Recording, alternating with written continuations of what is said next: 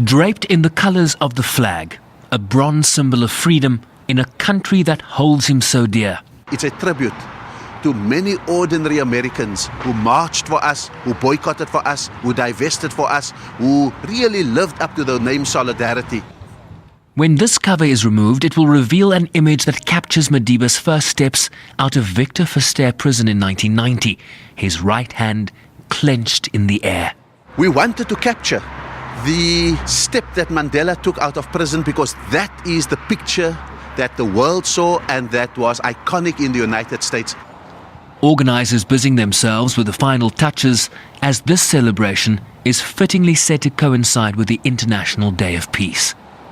The statue of Nelson Mandela joins the likes of Mahatma Gandhi and Winston Churchill among a host of political luminaries along the prestigious Embassy Row here in Washington, but at a significant location that proved an important rallying point for the anti-apartheid movement. Only then, the building behind me was occupied by diplomats and ambassadors from the National Party.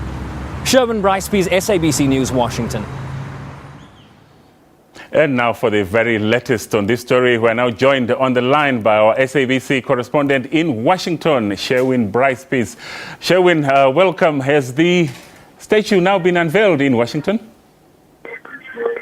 Overall, I certainly don't have that kind of good news for you. We're still waiting for the colours of the South African flag to be removed from the 3-metre-high statue of Nelson Mandela with his right hand clenched above his right shoulder.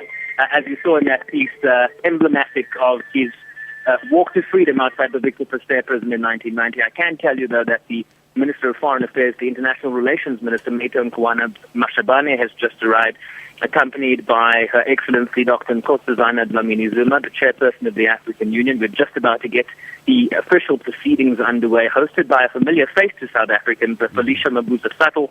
And you might even hear the United States Army Brass Quintet strike up with the national anthem in a short while behind me. Yes. So about 200 people gathered here outside the South African embassy, many of those part of the Free South Africa movement that was critical in bringing getting sanctions passed against the apartheid government in the United States Congress. So really a wonderful celebration, a wonderful group of people gathered around the statue which is about to be unveiled. And what is the significance of the place where this statue is being unveiled?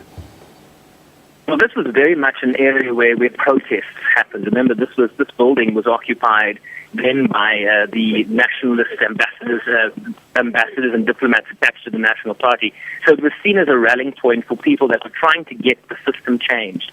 And many of them were arrested outside of this building, many of them in government at the time, and many of them here today. So that is the significance. The statue stands where many people in this country fought for the freedom of South Africa. So great significance indeed.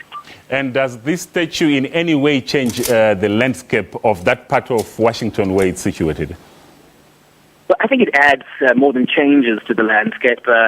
Embassy Row is the row of embassies from around the world. It's kind of a pretty prestigious tourist attraction here in Washington. All the embassies lined up along a tree-lined area in Washington, very beautiful part of town.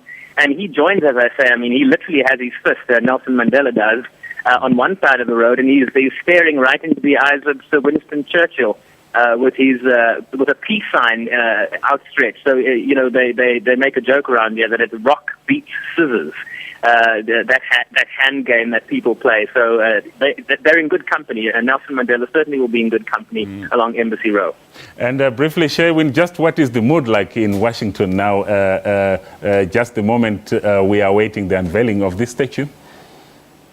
Well, the star has yet to make an appearance, so a great deal of anticipation, certainly. About 200 people gathered here, lots of people uninvited, just arriving, rocking up.